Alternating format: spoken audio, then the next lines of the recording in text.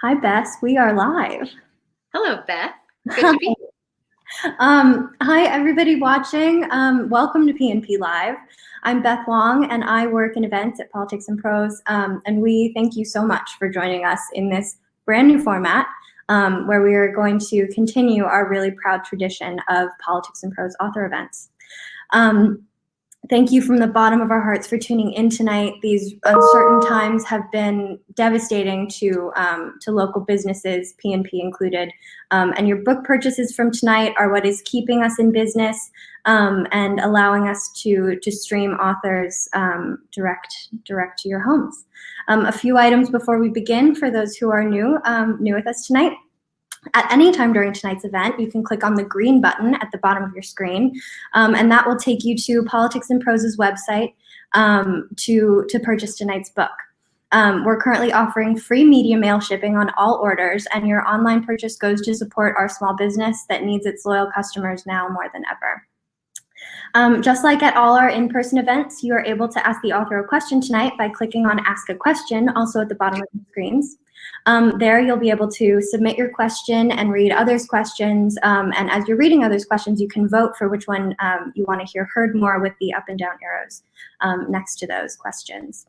A reminder that unlike our in-person events, the author, host, and audience members cannot see you through your screens, and I think all parties benefit from that. On to tonight's event. Bess Kalb is an Emmy-nominated writer for Jimmy Kimmel Live, for which she earned a Writers Guild Award in 2016. A regular contributor to the New Yorker's Daily Shouts, her work has been published in The New Republic, Grantland, Salon.com, Wired, and The Nation, among many other places. Her new book, Nobody Will Tell You This But Me, explores the life of her grandmother through her own lens. Now, without further ado, it is my pleasure to bring Bess to your screens. Hello, everybody. Hi, Beth. Hello. Thank you for that warm introduction. This is wonderful to be here. Are we doing it? Great, we're live. Okay, thank you. Welcome to my office in my home. You can see my Home Depot window panes that I have set up to look like paneling, and my bookshelf that has some of my books. It now has my actual book on it and some trinkets. There's a letter from our president, Hillary Clinton, behind me, as well as right here, I think you can see it, it's a little orb containing stones from the beach in Martha's Vineyard where my grandmother lived. If you're here, you probably know a bit about her. If not, welcome. You're about to watch a 30-something-year-old woman talk a lot about her grandmother. So if you were expecting jokes about President Trump, if you're here from Twitter, there really aren't any of those. This is a book talk.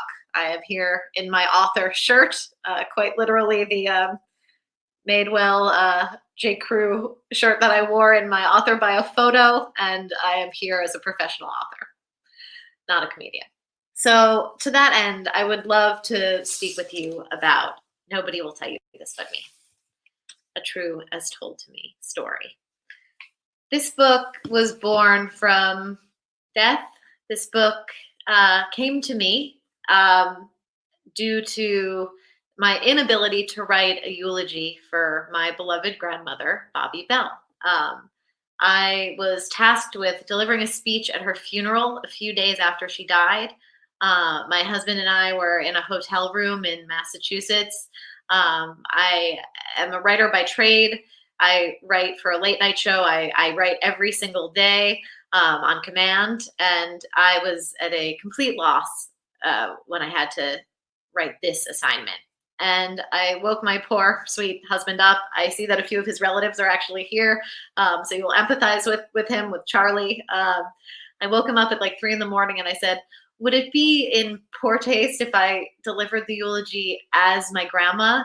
And he said, yeah, it might. And I said, okay, trust me, I'm going to do it. And I did. The next morning, I was able to cobble together her voice from a series of voicemails that I had saved on my phone, which I can show you here. There's a picture of this in the book. I assure you it is not photoshopped, and actually, this wouldn't happen if we were at a live event. Here is my cell phone. Whoops. Here's my cell phone. Oh, I almost just started playing a voicemail, but as you can see, it's all Grandma, Grandma Palm Beach, Grandma Vineyard, Grandma Scarsdale, Grandma, Grandma, Grandma, Grandma. I have a lot of her voicemails. I listened to them. I transcribed one, expanded upon it, and then I basically did a family roast in her voice, talking about what it was like to have a funeral. And as I delivered the speech, I looked out into the audience, the most important audience in my life, my family, and they were laughing. And some of them cried, but I knew up on the dais in this synagogue in Martha's Vineyard that I had channeled my grandma. And what came after was, in many ways, a grief exercise. I wrote as her. I had her voice in my head. We were extremely close during her life, needless to say. She and I were best friends is a trite term, but I would say that it's applicable here. We spoke on the phone almost every day, and we knew each other's lives very intimately and were able to speak in a sort of secondhand code language that best friends have. And so when I lost that, I needed to hear her voice. I needed to hear from her, and I wrote her. So in conjuring her out of missing her, I wrote what is now 30 pages of this book. Here it is. Beginning with the line, "It's a terrible thing to be dead." And I sent these 30 pages to my literary agent, Erin Malone, who might be watching this. She is brilliant, a champion of women voices, and such a great mentor, such a great reader and editor. And I said, what a lot of women say, which is, I'm so sorry to send you this. It's probably nothing. It's totally self-referential. It's in my own head. It's about my grandma. This is not a sexy, there are no vampires in it. This is not a sellable book. But it's something I feel very passionately about, and take a look. Again, I apologize. And she emailed me back, and Erin said, this is a book. And as I mentioned, I'm a comedy writer. This is not the type of writing that I normally did.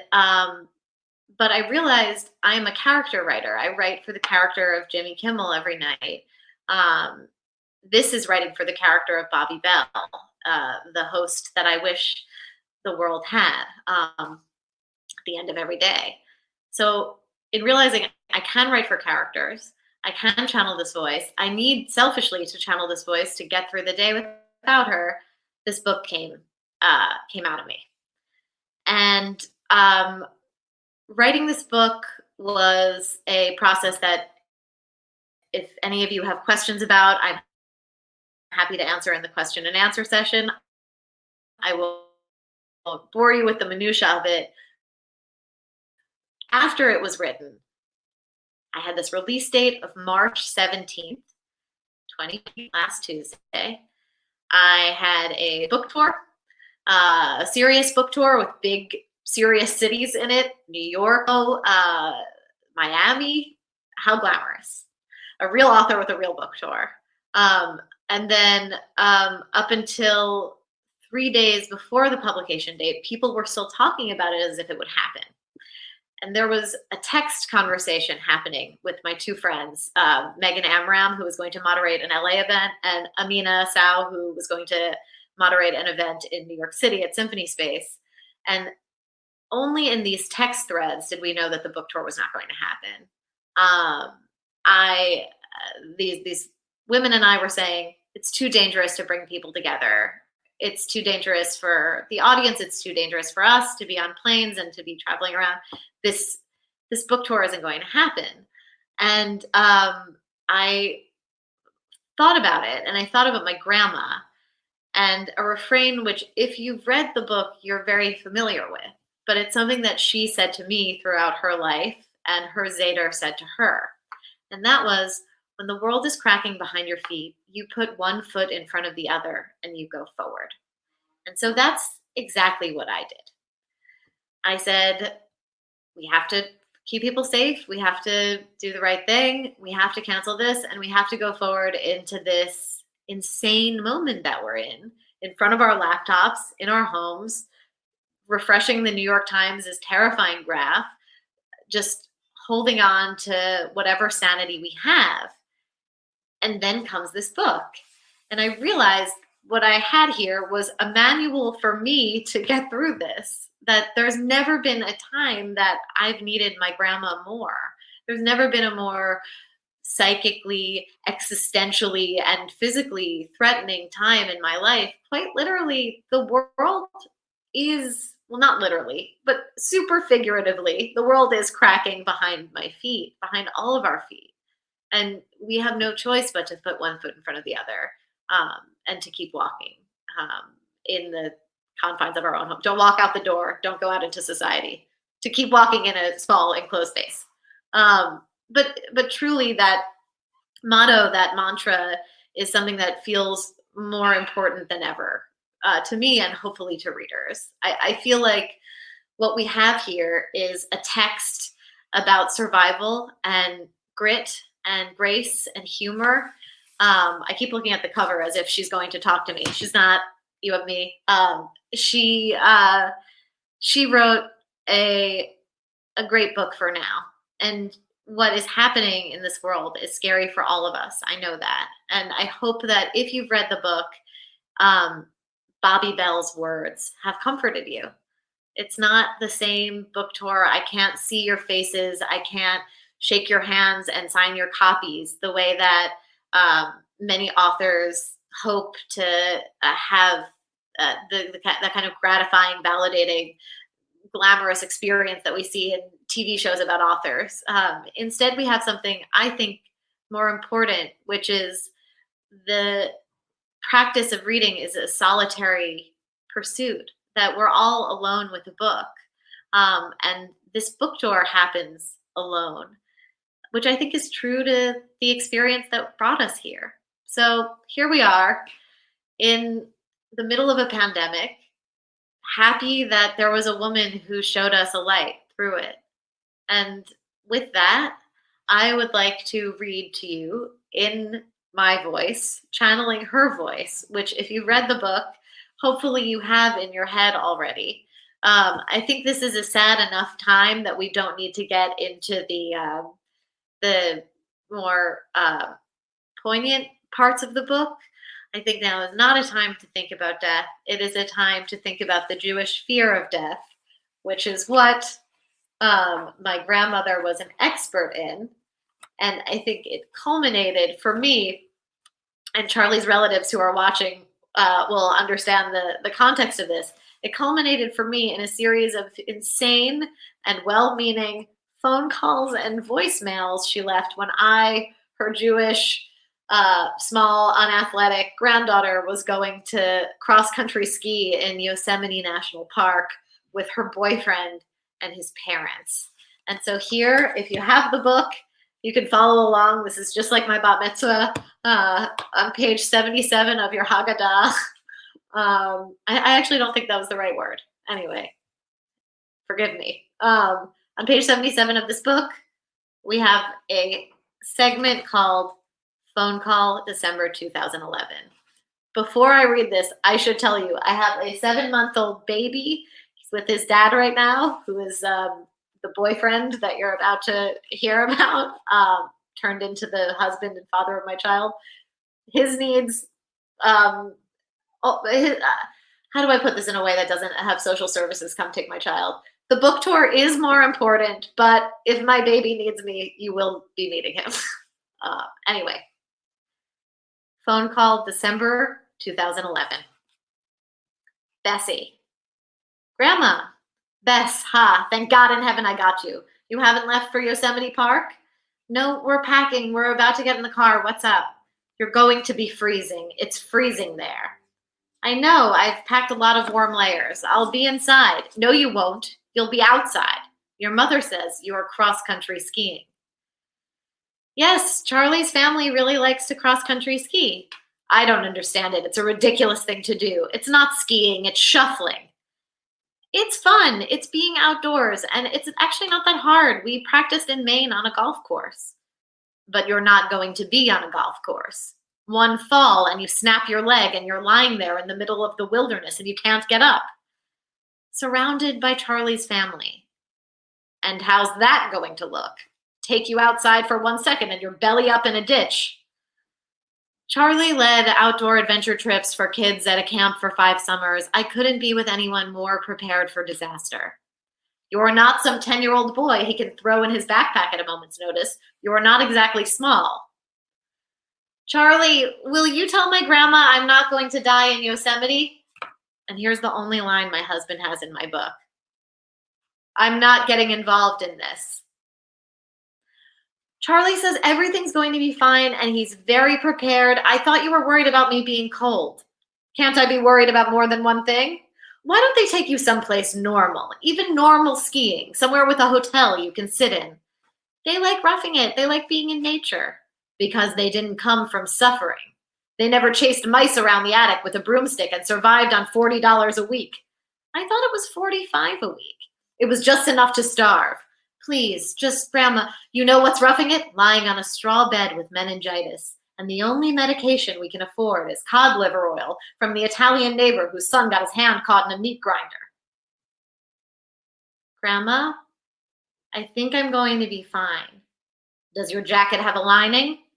My jacket has a lining. Bring a hat. Voicemail 1 day later. Bessie, your grandfather says there are brown bears in Yosemite and they've become domesticated because tourists are giving them food. But if they come up to you and you don't have any food, guess who they're going to eat? But they're not the worst of your problem. Grizzly bears are the real threat. If you even see a grizzly bear, it's already too late. I'm being serious, Bessie. You must be careful. And that was the end of the voicemail. This is the last part. The crescendo, no, the decrescendo, whatever. Phone call 2 days later. Grandma, I got your voicemail. I barely have reception. I'm standing in the middle of a field. Bessie, thank God. I talked to Charlie and all the bears are hibernating. That's a myth. They wake up and they eat. The chances of me being attacked by a bear are extremely small. Speaking of animals, tomorrow we're riding horses. Horses are vegetarians. Oh, Bessie, oh my. What did I say? Have I told you about your mother's friend, Lisa Belsky? That's a name I barely changed, by the way. Sorry, Lisa. Not saying your real last name. Yes, the woman who didn't wear a helmet. She was on her honeymoon in the south of France, and she and her new husband thought it would be a good idea to take a romantic ride on horseback through some vineyard or other. And they were riding along, and your mother's friend Lisa's horse got spooked. Who knows why? Maybe there was a bee, and the horse tossed her off, and she landed on her head, and she was paralyzed immediately. And then do you know what happened? What happened? Her husband left her for a stewardess. So, I'm laughing, not at my own writing, at my grandma. That's my grandma. That is, what you just heard was on its face an act of paranoia and nudging and overbearing overprotectiveness, but underneath that was an act of love. My grandma worried about me because she wanted me to always be okay, and she didn't trust that I would be able to do that. And it was something that I didn't understand and resented and almost mocked. You know, I would roll my eyes at her. And when I had a child in August, I was hit by a flood of empathy for her. When I became a mother, these voicemails and these phone calls and these panic attacks had at me made a lot of sense. She was loving in the way that she knew how, because she had lived through unimaginable horrors, and she came from unimaginable horrors. My grandmother faced death when she was 10 years old. Her mother fled from Belarus when she was 12 years old by herself and came to America. The idea that everything was going to be okay, it was a lie to her. My assuring her that everything would be fine was something that she knew wasn't true, because she had seen the other side of it. And so now that I am a mother and I have this little guy, um, the idea that I hear a bang in the other, I heard a bang in the other room 5 minutes ago. I seemed like I was a nice person reading a book on Skype or Zoom or whatever this is, but really, I was somebody whose blood ran cold until I heard a giggle. Um, the type of love that nobody will tell you this but me has is a real love that I think anyone with a Jewish mother or any mother can relate to. And after this experience of having something to say at a funeral, to not knowing if this was a book, to writing a book, to sending it out into the world in a pandemic, this act of love has resonated with so many of you. What started as a very private, personal thing for my family, and something that I doubted would ever really see the light of day, is something that you see yourselves in, and you see your mothers in and grandmothers in. And hearing from so many of you on Twitter and on Instagram and through emails and texts from friends of mine, people that I know, I was so gladdened that Bobby's wisdom and nudging and hysteria found a way into your hearts. And I really thank you for that, because in the same way that writing this book brought her to life again for me, you reading it brings her to life again in all of you. And before I hand this over to question and answer, I have something here. What good is a show without a few props? I have something here that I wouldn't have been able to take to Politics and Prose, because they live in my house, and I would never travel with them. This sounds creepy. It is a little bit. If you've read the book, you know that I went through my grandmother's apartment in the days after she died and took a few totems. There's a list of them in the book in the section after me. And I have a few of them here to show you, which hopefully is exciting if you're a fan of the book. And if not, enjoy a woman showing you some inanimate objects.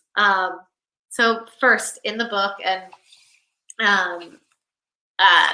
I'll let you read it yourselves. But I took these items from my grandmother's apartment because in the Shiva after she died, I was consumed with the idea that I needed to grab any part of her, anything that was left. And these are personal items that were left behind, and she was the last person to touch them. And so me taking them meant a lot. And I'll start with these, because these I have used since. These are her hand embroidered handkerchiefs. There are two of them. They are identical. One of them lives in my purse that I take everywhere so that she's always with me. Even if I go shopping, it's weird and creepy, but sometimes I will feel it in the bottom of the middle compartment of my 3-compartment bag, and I feel like she is shopping with me. So, not having an audience, you say things that you might not actually say otherwise. Another thing that I have is her lipstick. This is her lipstick. It is called Rouge Allure.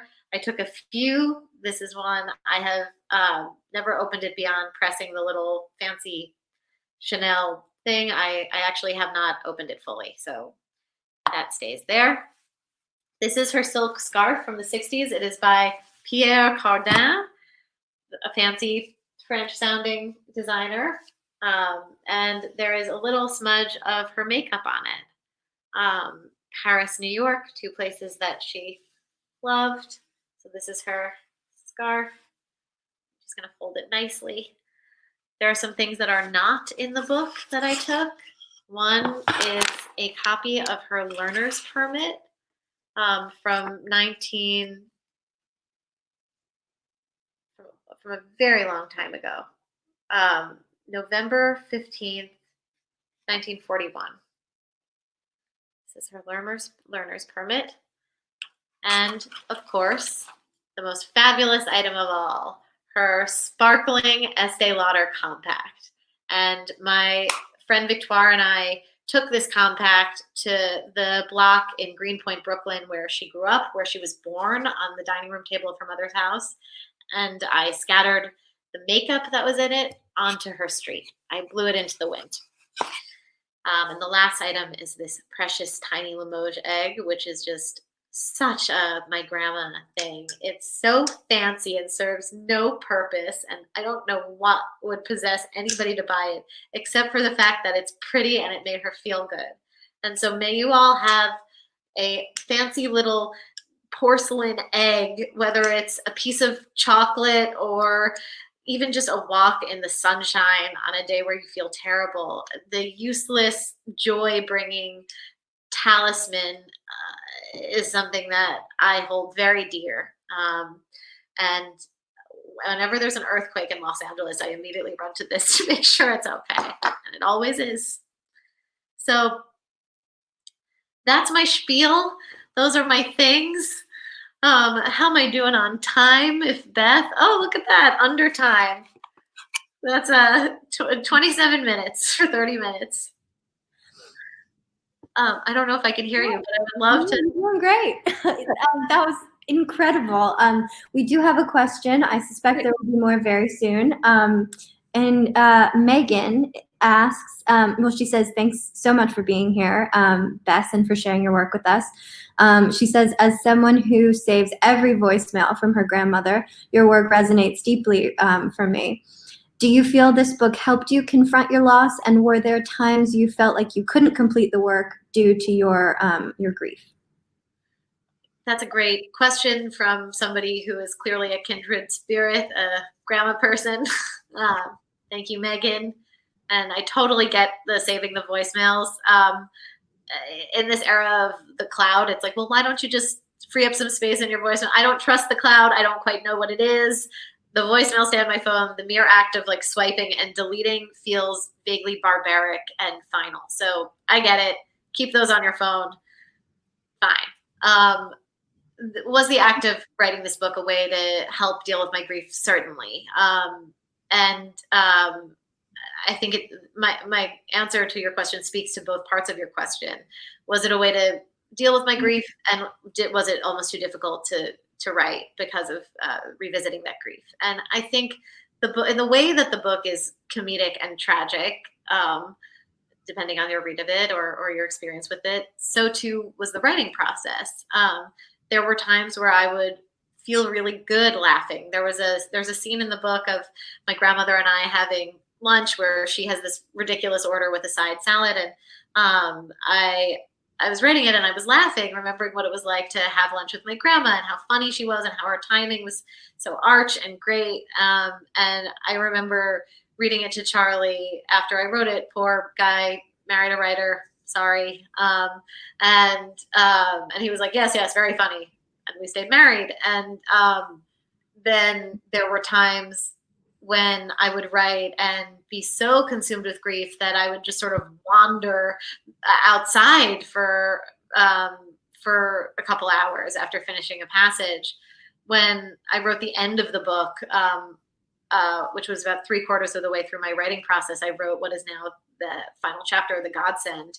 I was crying pretty violently, to the extent that Charlie walked into the room concerned that like I had got my leg caught in a window or something. It was like I was really sobbing. And I'm not a big crier. That's not true. But I unless it's any movie. But I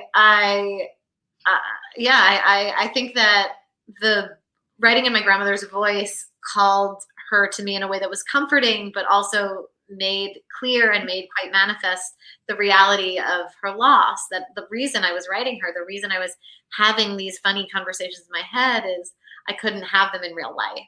And so I was confronted with her death in at the same time I was trying to bring her back to life. So it was a really complicated emotional experience because I was inhabiting both the world of joy and rebirth and the world of death, to answer your question. Absolutely. Thank you. Erin, hi, Erin, asks, she says, love this book and Bobby. Thank you. What advice would Bobby give you for life in quarantine? This is something I've been thinking about a lot. I should have a lot to say. I think she would give me the advice that she lived by, which is one foot in front of the other. But I also think very practically in the day to day, my grandmother, as an old woman in her late 80s, lived a more solitary life than she had at one point. She didn't really, well, she went out to the club, she got out, but she was at home a lot, and that happens with age. Your world becomes more confined. And the way that she lived so gloriously through that confinement was she really talked on the phone with the people she loved every day, and she remained really close friends with the people who she loved. And one thing that I've been doing in quarantine is calling my friends more. We live in a time where texting is the default. Getting a phone call almost seems like an emergency, at least in my generation, and for friends of mine who I've spoken to about it. But I've been calling the people I love more often and FaceTiming. And that's such a Bobby Bell move.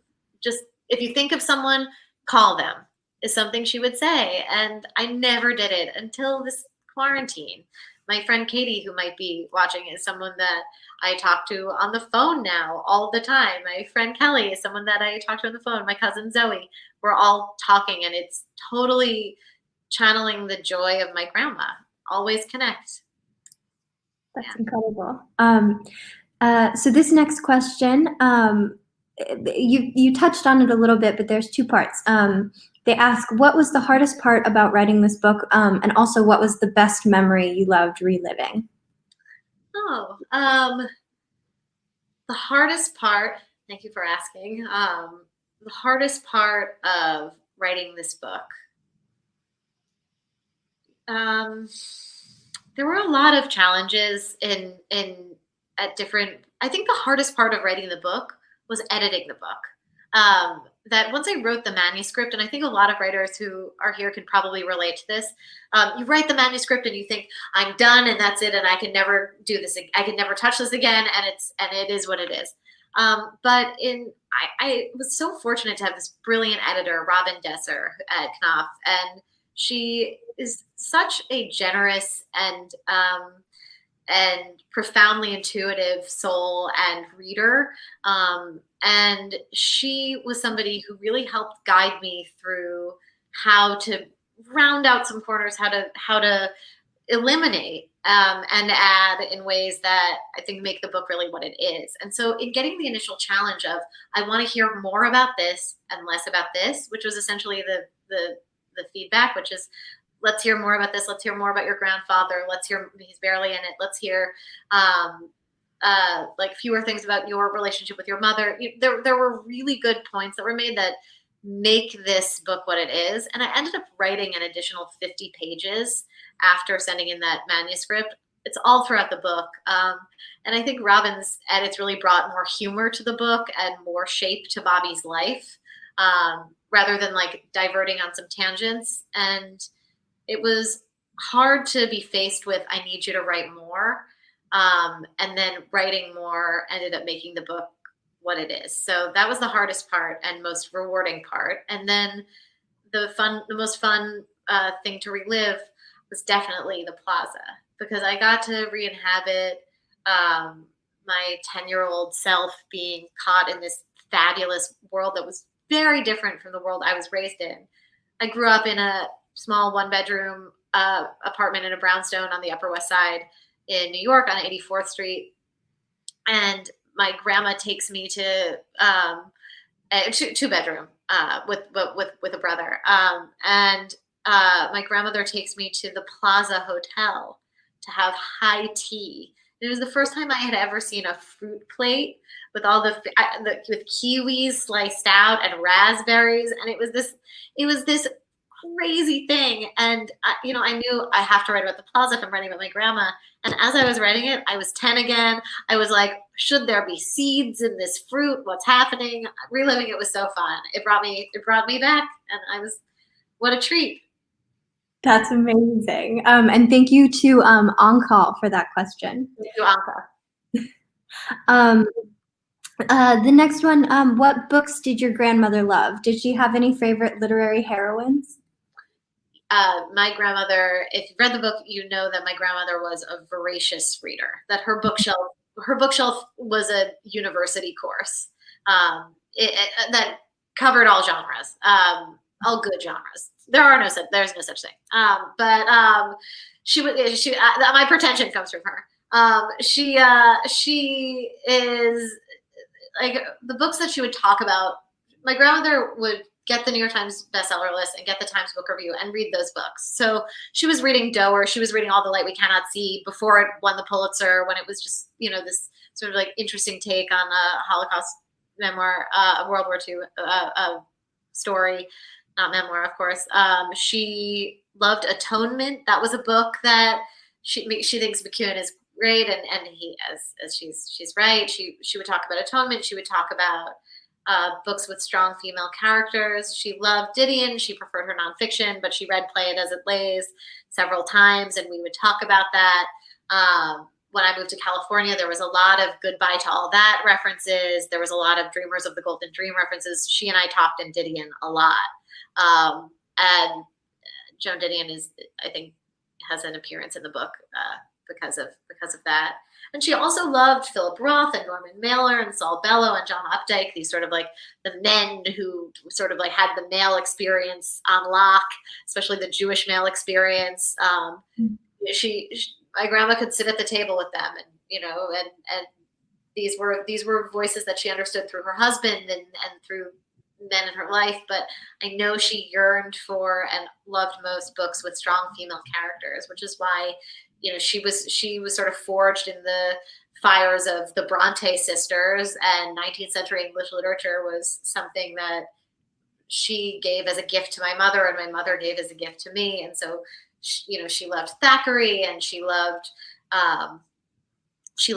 Jane Austen, of course, but she liked, I feel like she liked Pride and Prejudice, but she talked about Emma as if Emma was a friend of hers. And 19th century English literature was sort of like her genre, but modern good fiction was her comfort zone. And there was always a great new book on her bedside because of that. I would take book suggestions from her, and I would never be disappointed. That was a very long answer because she was a very good reader. Totally fabulous. Thank you so much. This next one, Mega asks, she says, this event is such a comfort. Could I ask for things that you're turning to for comfort yourself at this time? Food, movies, shows, anything that you'd like to recommend? Yes, I'm being hit by some Los Angeles sun, so I might adjust this for a second. It's fine.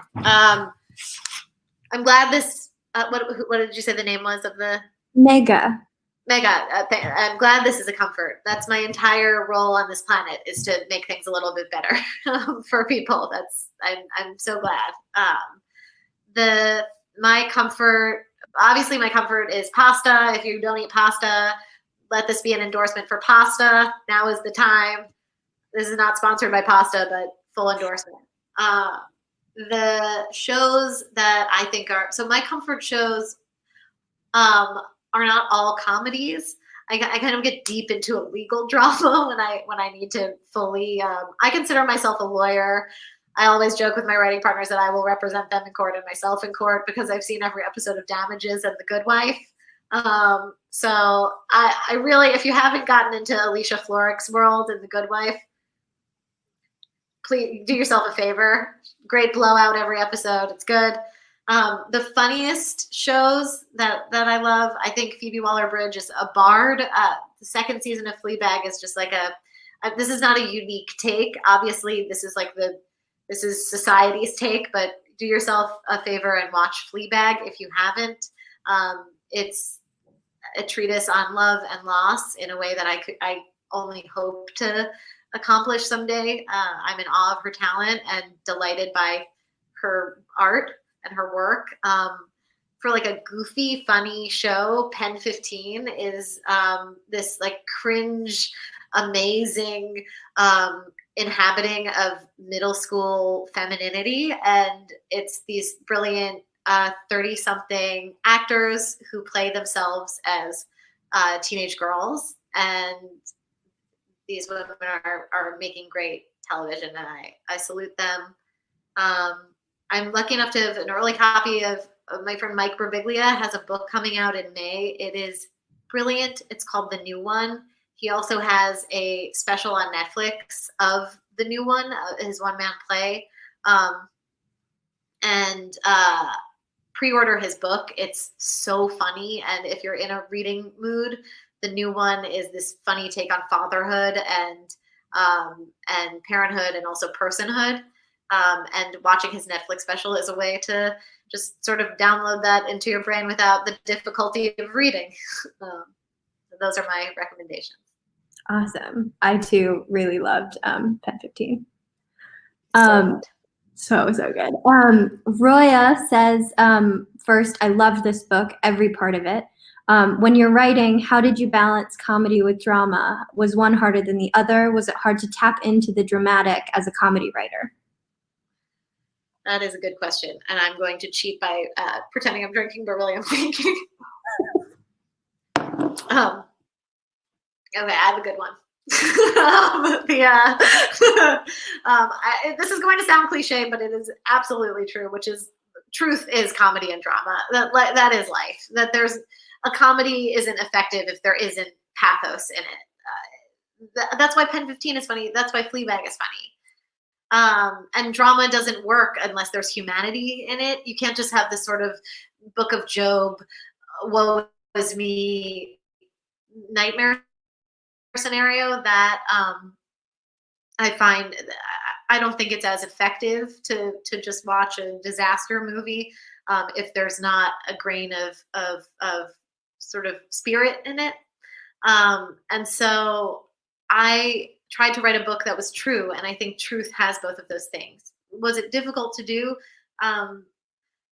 Yes, but it was also, I was able to write the book while flowing through moods of grief and joy in missing her. So I just wrote what I was feeling that day, and truly cobbled it together with index cards on the floor of my parents' house before sending in the manuscript. So I would write it in, that's a little processy, but I would have a tough day writing a sad part, and then the next day wake up and go, I'm just going to do some conversations about shopping, or I'm just going to do voicemails where she's like yelling about my cat, because I would sort of give myself a mental palate cleanser after doing a segment like The Grave, where it's really excavating a lot of deep emotional work.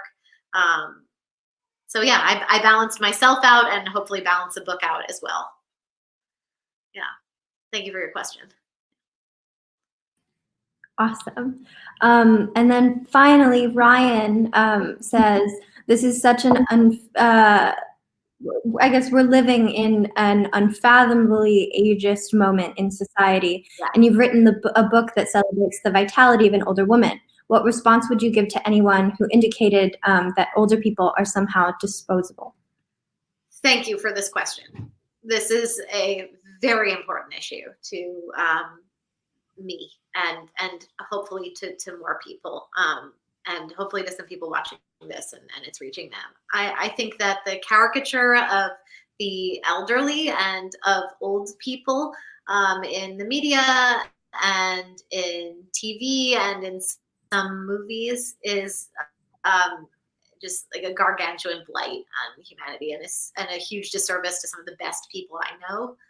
My grandmother and I had an equitable relationship, even though she was an octogenarian for like the times in my adulthood where we became really, really close. I think that it's important to portray elderly people as they are, which is to say people, that there's not this sort of like, I won't name, of course, any names because I want to work in this town. But truly the idea that an old person, especially an old woman, could be a joke or is really offensive to me on every level. And I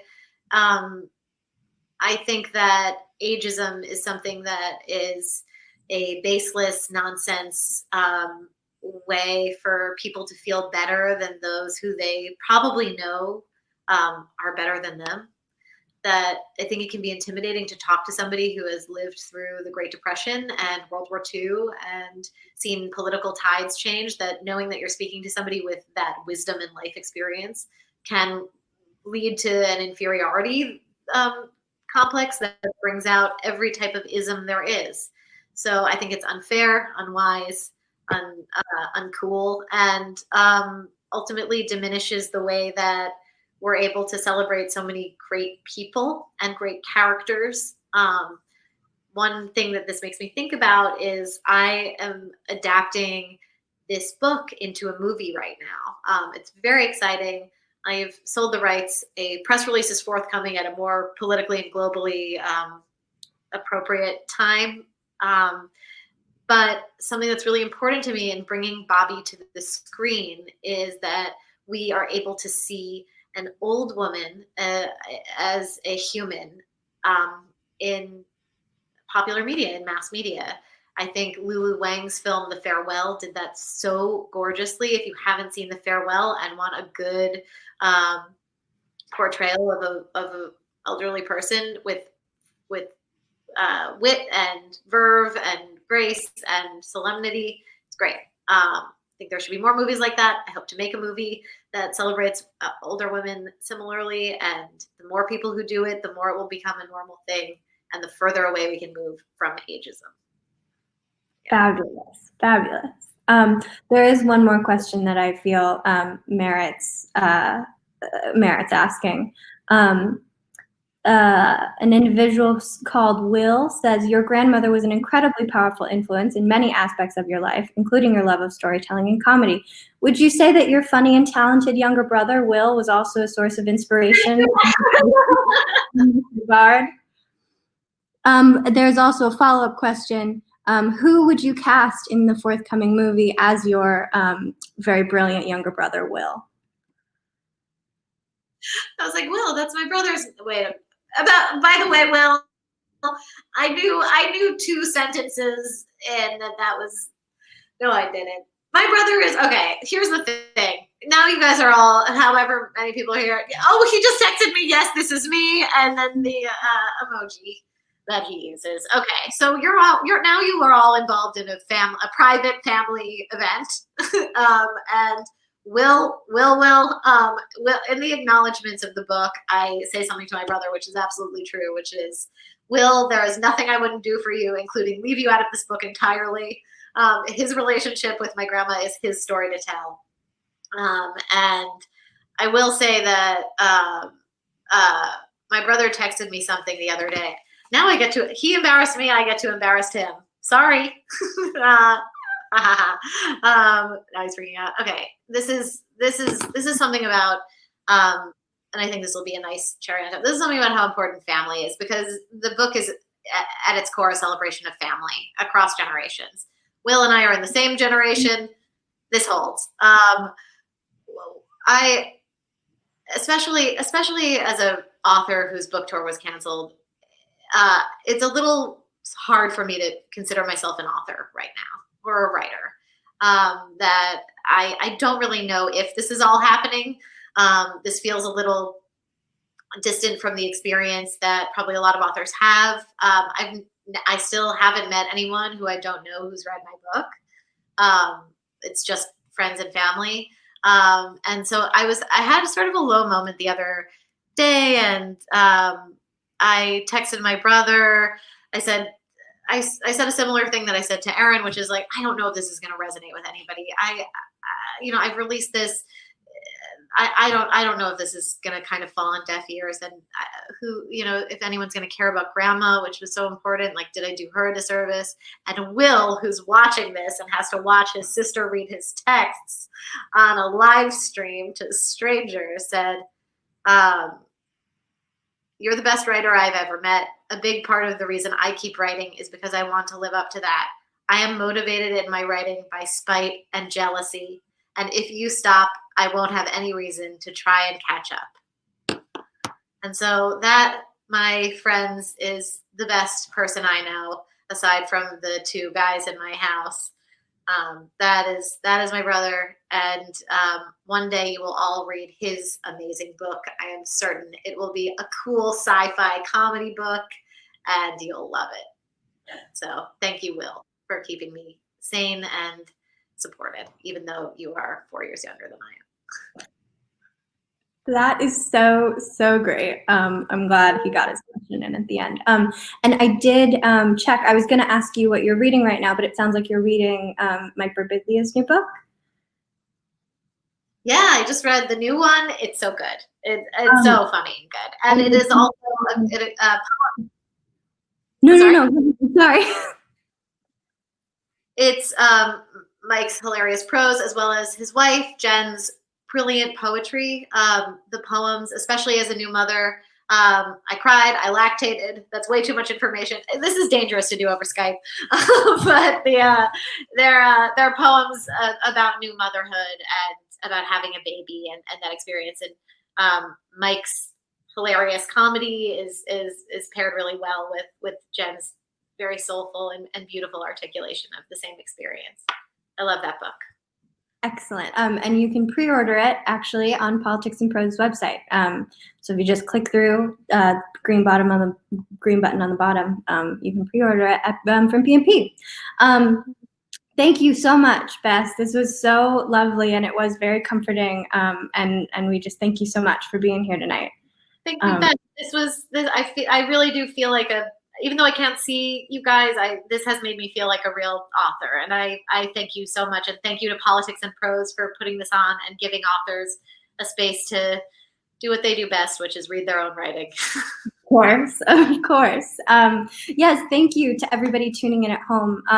Another reminder, that green button at the bottom of the page will take you to Bess's book, and you can buy it from Politics and Prose with free media mail shipping. Your purchases keep these events streaming and our doors open. You can also, up at the top of your page, follow Politics and Prose on Crowdcast.